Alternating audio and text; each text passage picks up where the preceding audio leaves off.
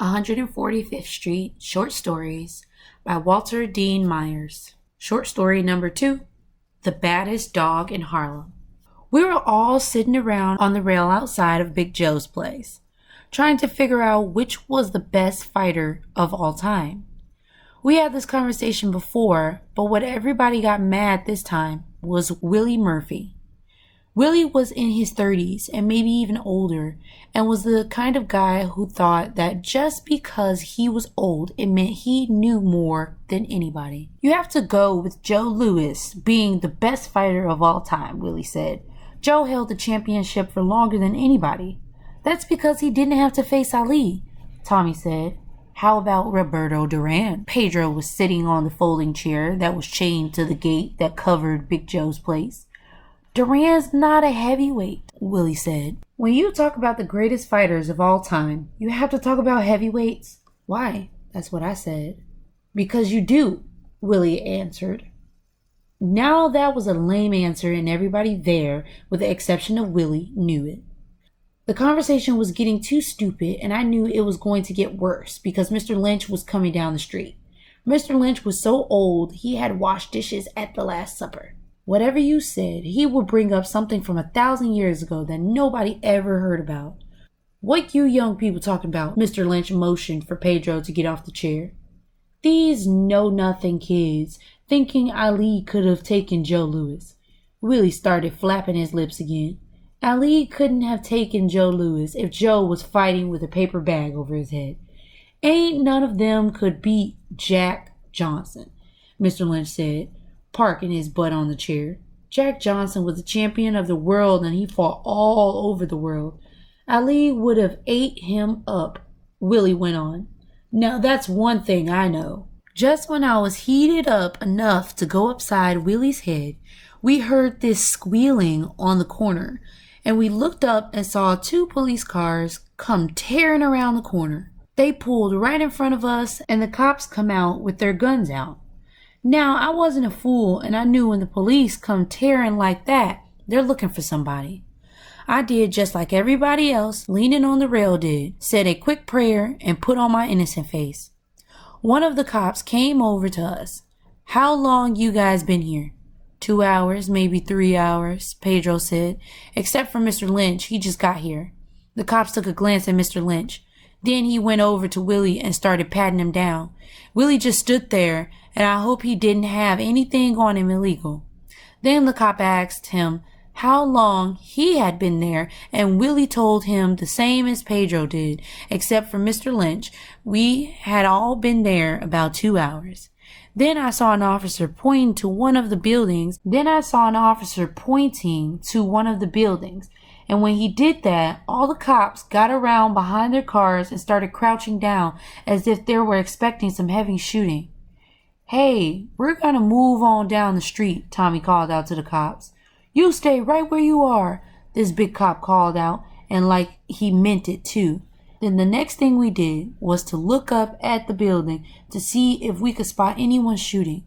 Now I figured if there was a crazy dude up there shooting at people, he was liable to shoot at us instead of whoever he was mad at. Hey man, we're sitting ducks here on this rail, Willie said, and I'm sitting here on the end. You're lucky, I said. If it was some crazy fool liable to be aiming at you and hit one of us, at least it hit you first. It'll give us a chance to duck. Hey, Mr. Officer, Pedro called out. We gotta get away from here before we get shot up. The cop looked over at us and didn't say nothing. I bet if he had his way, he would have had us sitting out there in that police car. Some more cop cars came, and before you turned around, there was about 7 cars and a whole mess of people milling around 145th Street trying to figure out what was going on. Then the kids started coming around, and everyone was looking up at the windows where the cops were looking. One thing about 145th Street, half the guys on the block don't have jobs, and so they're always on the stoops or just standing around with nothing to do. And after a while, that gets boring. So when the cops arrive like this, it breaks the day up nice. Unless it's you they're looking for, of course. Junior! Old Mrs. Davis come running out of the laundromat with her fat self. Junior, get back! There! Things were getting out of hand and the police tried to get people to move across the street. One of them got on the bullhorn and told all the kids to get off the street immediately. He must have meant that as a joke. The kids didn't have anything to do and they weren't going anyplace. So you had the kids just standing there looking at the cops, and then you had Mrs. Davis moaning and going on about where Junior was. Junior is a weeno who does little odd jobs around the block, but any time any trouble goes down, his mama starts running around screaming for him like he's 4 or 5 years old. "There's somebody up there," a kid yelled. Now what did he say that out for? Everyone hit the ground, including me, and covered up the best they could. I hadn't seen anything, but then I wasn't looking too hard.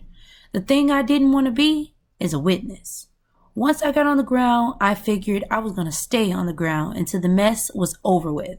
But then I saw Willie sliding on his belly down the way and into the E-Zone Inn, the little soul food place. I went right behind him, and soon we all on the floor of the restaurant. "What's going on?" Mammy, the girl who worked there, asked, when all the guys came crawling in the restaurant. "The cops are looking for somebody," I said.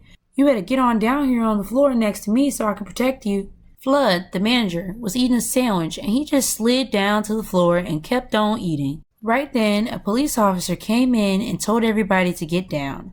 He was crouching and the rest of us were down on the floor on our bellies, and he was telling us to get down. "What's going on out there?" Mammy asked. "We got a report of a man with an automatic weapon," this cop said. "Anybody here know anything about it?" We all said no, and then the cop eased out. "What they mean about some automatic weapon?" Pedro asked. "It means when it hits your butt, you're automatically dead," Mammy said. And she got a good laugh out of that. That laugh that Mammy got lasted about a good 10 seconds, when all of a sudden we hear another one of them big-eyed kids saying something about seeing someone at a window. We stuck our heads up a little so we could see what was going on. One of the cops started running around the front of the car and slipped on some dog do. When he hit the ground, his gun went off and a shot came through the window of the restaurant. There was glass all over the floor and Willie let out a scream. By this time, the cops were shooting away at the window. They must have shot maybe 100 shots and people were running and screaming. One cop went down behind a car, and when Mammy looked, she said he was bleeding. "They got him in the head," she called out. The mess was getting serious. Willie was bleeding right next to me, and now the cop was shot in the head.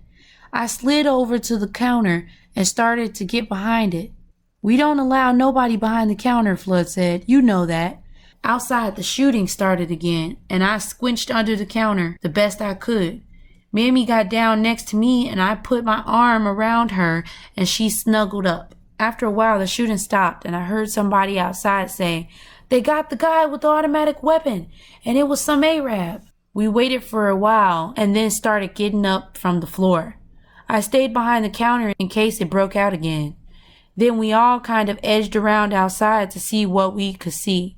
I looked around. No cops had been shot, but the guy who had slipped into the dog do was having his elbow looked at. We heard somebody shout and everybody hit the ground again. But then we saw that it was just Mary Brown. Mary is one of those smart sisters who had a good job downtown. She pointed up to the window that the cops had shot out. "You shot up my new drapes. I don't work all day for you fools to be up here shooting up my drapes. Who lives in that apartment with you?" This cop with some gold braid on his hat said. "Nobody," Mary said. "Where's your boyfriend?" the cop asked. "I don't know where he is," Mary said. "But wherever he is, he not messing up my new drapes. If he's up there, they just killed him." Somebody said. "Let's go, lady," this cop said. Then he went to take Mary by the arm. She snatched it away from him and said she wasn't going anywhere with them unless she had a black man with her. She started looking around for somebody to go with her when a cop grabbed me by the arm and said, "You come with us." "Hey, why I gotta go?" I asked. "I don't know anything and I don't want to see no dead people." It didn't do a bit of good because they made me go up there with them. My knees were shaking and I had to pee so bad I didn't know what to do. Mary was going up the stairs like she was in a hurry to get somewhere. The cops made us go up first and they came behind.